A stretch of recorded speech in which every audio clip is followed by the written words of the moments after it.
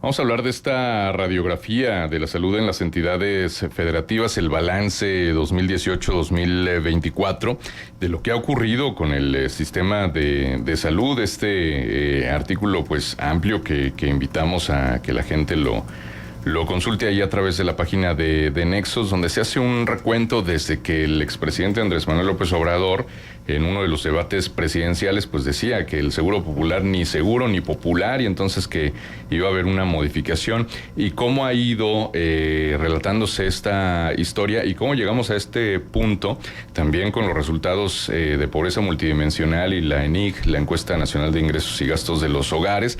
Bueno, pues vamos a analizar todo esto. Luis Javier, como siempre, un gusto saludarte. ¿Cómo estás? Buenos días. ¿Qué tal, Manuel? Muy buen día. El gusto siempre es mío. También saludos para Marcela. Gracias, igualmente. Pues bueno, algunos aspectos preocupantes que ya hemos tenido la oportunidad de ir conversando y analizando contigo, de cómo se ha degradado el sistema de salud pública, y algunos de los datos que se aportan y que leo muy rápido. La población sin acceso a servicios de salud se incrementó más del doble, al pasar de 20.1 millones en 2018 a 44.5 millones en 2024. Hoy en día, 3 de cada 10 mexicanos carecen de este derecho. El gasto de bolsillo en salud creció 43% en términos reales en el mismo periodo, y la población con seguro médico privado aumentó 67.1% al pasar de 974,000 personas en el 18 a 1.6 millones el año pasado, ¿no? Obviamente la realidad por entidad federativa será distinta. ¿Cómo llegamos hasta este punto, Luis Javier? Pues mira, Manuel, hemos venido platicando y documentando lo que ha sucedido con el sistema de salud a raíz de la llegada del expresidente López Obrador, con el viraje en el sistema sanitario. Un cambio de modelo que es muy importante antes de entrar al tema, explicar nuevamente. El Seguro Popular venía trabajando, como su nombre lo indica, como una aseguradora pública, en la cual los estados tenían plena rectoría y autonomía sobre sus sistemas de salud, podían incluso realizar las compras, la contratación de personal, solicitar infraestructura donde cada entidad federativa lo requería o lo estimaba necesario. Con el cambio, primero con el INSABI y ahora con el Bienestar, esas funciones las ceden las entidades federativas que así lo han decidido. Hasta el momento van 24, una todavía no se hace oficial, pero Yucatán ya ha venido anunciando que se adherirá al Bienestar, y con ellos ceden todas estas funciones a la federación. Y por eso era tan importante tener ya la fotografía completa con esta encuesta nacional de ingreso y gasto del INEGI, y con la medición de la pobreza. Pues ya tenemos como tal el impacto que tuvo ese viraje, ese cambio administrativo en materia sanitaria durante los últimos 6 años. Y como bien le relatabas, pues esos 3 datos por sí solos creo que pueden explicar muy bien la realidad del aumento en la carencia por acceso a servicios de salud, el gasto de bolsillo y por supuesto el aumento de la contratación de seguros médicos privados. Sin embargo, parte de la conversación que era muy importante rescatar era que, digamos, los problemas de Durango, de Coahuila o de Nuevo León, pues no se resuelven de igual manera que los de Chiapas, Guerrero, Yucatán. Es decir, con la centralización del sistema sanitario perdimos esas capacidades, pocas o muchas, pero que habían venido desarrollando las entidades durante 40 años, para ceder todo al centro. Y los resultados son claros y diversos, como es nuestro país. Por ejemplo, te podría decir, en Durango se triplicó el número de personas que carecen de acceso a servicios de salud. En 2018 solo 1 de cada 10 personas no tenía acceso a los servicios de salud, y hoy son 3 de cada 10.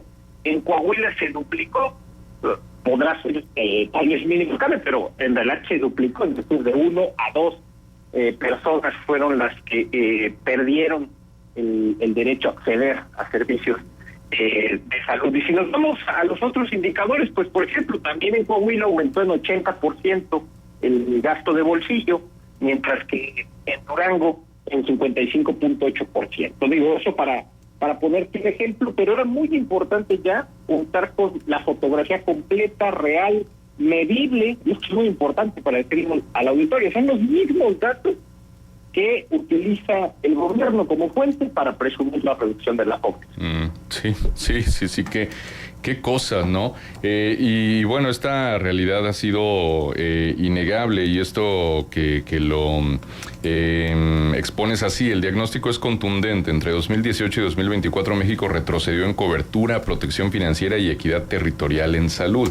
El regreso al centralismo no trajo la promesa de un mejor servicio, sino un sistema frágil, desigual y cada vez más dependiente de la capacidad de pago de las familias, lo cual es grave, ¿no? Porque luego la economía también medio que se ha reducido en términos de lo que se puede adquirir, se ha estrechado también la capacidad de muchas de las familias, y entonces estar con la angustia de que si llega a ocurrir una situación que implique atender un problema de salud, pues entonces incluso hasta el propio patrimonio se pudiera poner en riesgo. Hay mucha sensación también de desprotección en este sentido. Si pudiéramos, no sé, Luz Javier, ponernos un poco optimistas, un poco positivos, ¿hay alguna esperanza de que esto pueda cambiar o revertirse, o vemos que se va a pronunciar más esta degradación en el sistema de salud, o dadas las condiciones actuales, ¿qué pudiéramos esperar? Pues mira, en cuestión de cobertura, y para ser muy justos con los datos, si uno compara porque esta encuesta y esta medición de la pobreza, como ustedes saben, se realiza cada 2 años. Si nosotros observamos en 2022, el número de personas con carencia por acceso a servicios de salud era de 50 millones. Hoy es de 44.4, es decir, hubo una cobertura incrementada en 6 millones de personas. Si lo vemos a 2 años, si vemos la fotografía completa, pues vemos un retroceso tremendo. Hay avances, sí, en la cobertura del índice de Estado, incluso así lo reporta la última medición. El problema es que, como comenzabas tu pregunta, Manuel, se cambió por completo el modelo y la concepción que se tenía sobre el derecho a la protección de la salud. Hoy el gobierno asume como un monopolio, como hay que decirlo como tal, la prestación de los servicios para la población sin seguridad social. Y este cambio pareciera un cambio muy sutil. Sin embargo, con el Seguro Popular, lo que se aseguraba era una protección financiera ante una eventual enfermedad, que es justamente lo que reflejan estos datos. Tal vez se puede incrementar en cobertura el bienestar, pero el gasto de bolsillo sigue aumentando. Lo podemos ver, por ejemplo, en estados o en entidades como la Ciudad de México o el propio Nuevo León, donde su cobertura prácticamente es la misma que tenía el Seguro Popular. Hubo una variación muy, muy leve, pero por ejemplo en Ciudad de México aumentó en 200% el gasto de bolsillo. Es decir, ese cambio de viraje de ya no asegurar la protección financiera ante una eventual enfermedad es lo que pues precisamente pone en vulnerabilidad y en riesgo de pobreza a los hogares mexicanos. Ahora, para ponernos optimistas, hace 15 días se publicó un decreto, porque originalmente el IMSS Bienestar tiene una junta de gobierno que era presidida por el director general del IMSS, régimen ordinario, digámoslo así, por Zoe Robledo.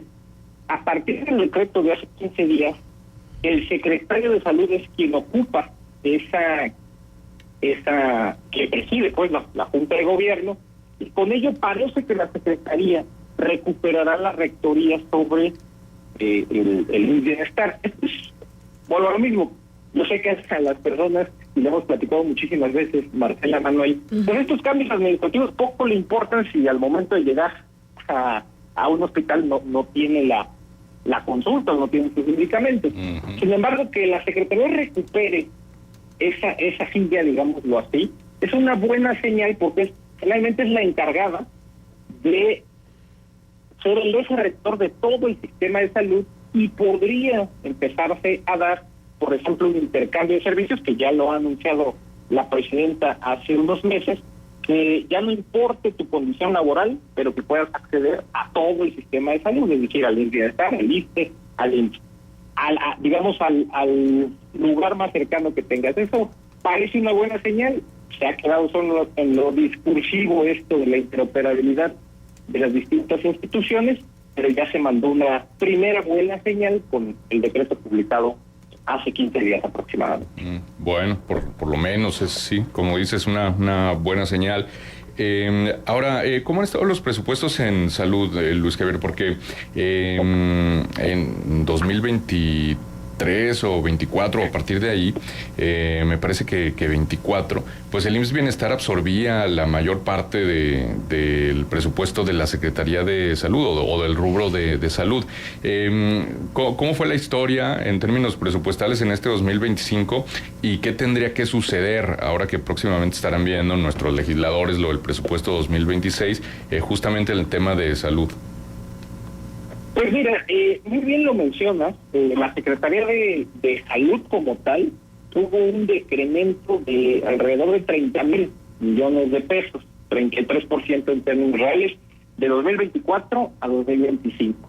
Y hubo disminuciones en rubros, digo, en su momento lo platicamos, pero por ejemplo en programas como el fortalecimiento a la atención médica, Programa Nacional de Reconstrucción, incluso el programa de prevención y control de sobrepeso tuvo una disminución real importante.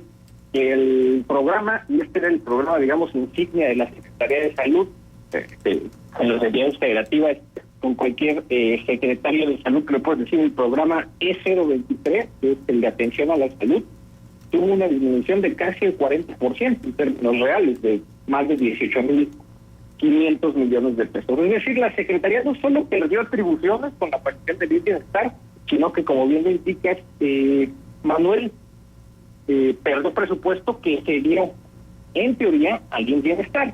Y además de ello, recordarán, en su momento lo platicamos, las entidades que decidieron ceder sus servicios de salud al bienestar, también cedieron sus recursos que se les otorgaba para atender a su población vía el ramo 33 con el Fondo de Aportaciones de Servicios de Salud. También ese fue absorbido, digámoslo así, por el bienestar. Habrá que, sin lugar a dudas, poner muchísima atención en el presupuesto que está por entregarse en noviembre próximo, sobre cómo la función salud como tal, porque esto es muy importante, porque a veces en el debate se pierde de vista y, por ejemplo, muchos argumentaban, sí, el bienestar incrementó ese presupuesto. Sí, pero disminuyeron las entidades federativas. Pero un dato crucial, así crucial, y así viene en el presupuesto, es observar cuánto dinero destina el Estado mexicano a la función salud. La función salud reúne todos los sistemas, INSS, Marina, Bienestar, todos los sistemas públicos, digamos, que están concentrados en esa función. Para 2025 hubo un recorte real de 11.1%, una disminución de más de 82,000 millones de pesos. Entonces, creo que es un dato y una fotografía muy clara. Habrá que poner especial atención a lo que venga sucediendo en el presupuesto y también a lo que venga sucediendo durante este 2025. Si uno observa cómo se ha devengado el presupuesto durante este 2025, entre lo ejercido y lo presupuestado hay una disminución de 8% entre enero y julio. Es decir, no basta con que se presupueste el dinero, sino que no se está gastando como estaba presupuestado originalmente. Uh-huh.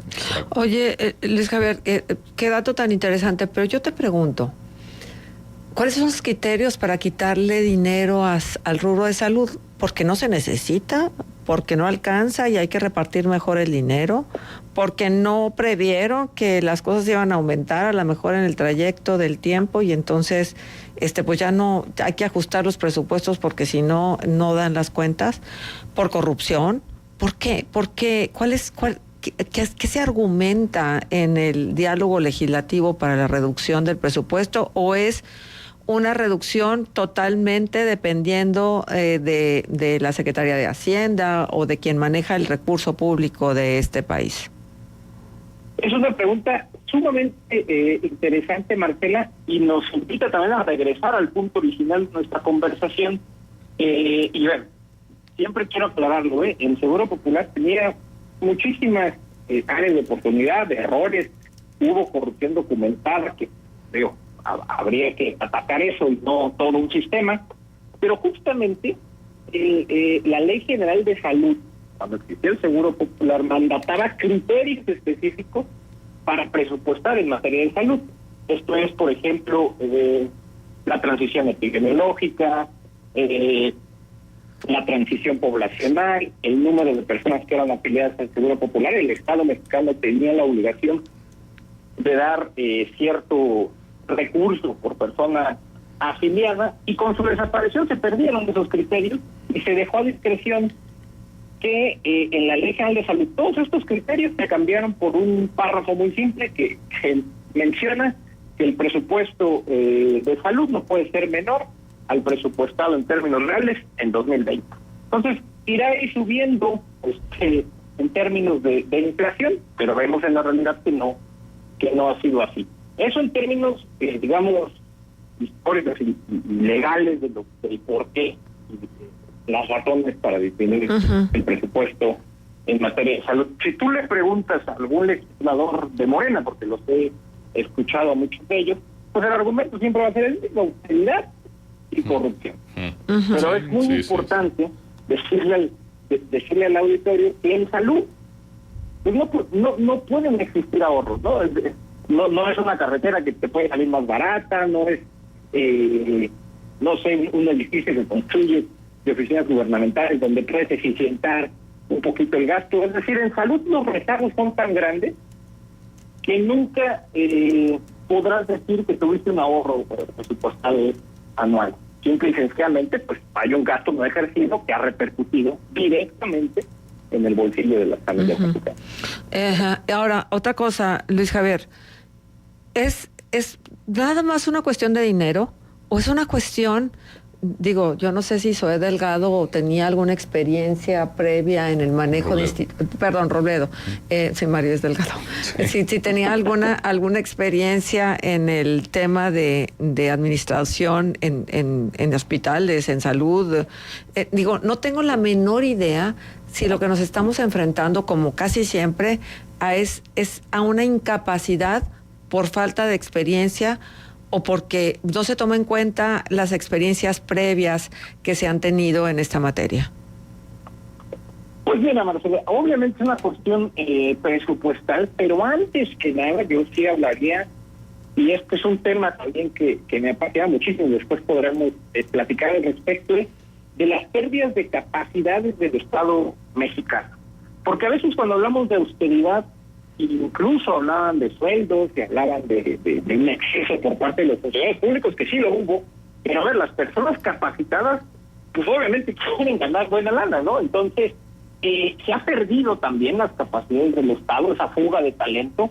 El ejemplo es muy claro, y es actual director del no tenía ninguna experiencia en el sistema de salud. Ahora sí que su experiencia en esta administración, que fue director del INSS en la pasada, pero antes de eso él venía de la Subsecretaría de Gobernación, antes fue senador, es decir, no tenía la experiencia, la cabeza del INSS y también del INSS. En su momento fue cabeza de ambas instituciones, pero más allá de la cabeza, uno observa también, lo hemos platicado muchísimas veces, digo, el ejemplo más claro es López-Gatell, pues también las personas que estaban en subsecretarías, en direcciones, más allá de que tuvieran o no capacidad, creo que se partió de un prejuicio y una idea preestablecida antes de aprovechar la evidencia que tenía pues, la población con el uso del Seguro Popular. Si había corrupción, había que erradicarla, si había áreas de oportunidad, pues había que mejorarlas, pero ya había un esquema claro, con criterios establecidos, para acceder a los servicios de salud de manera pública.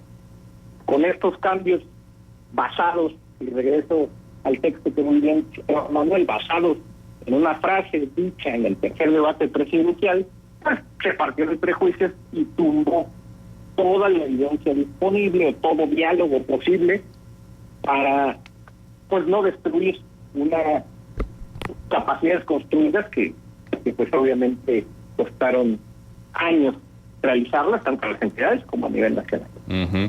Muy bien, Luis Javier, pues como siempre un gusto conversar contigo. Invitamos a la gente a que lea el análisis, radiografía de la salud en las entidades federativas, publicado en nexos.com.mx, y como siempre te mandamos un abrazo, Luis Javier. No, hombre, un gusto siempre estar con ustedes, Manuel. Marcela. Gracias. Muchísimas gracias y excelente día para la auditorio. Igualmente, por supuesto, Luis Javier Cortés, politólogo, estuvo con nosotros, a quien constantemente recurrimos para hablar de los temas de salud. Ahí lo pueden leer en Animal Político y en Nexos. Vamos a la pausa, 8:28, 26 grados, regresamos. Escuchas Contextos. Regresamos con más.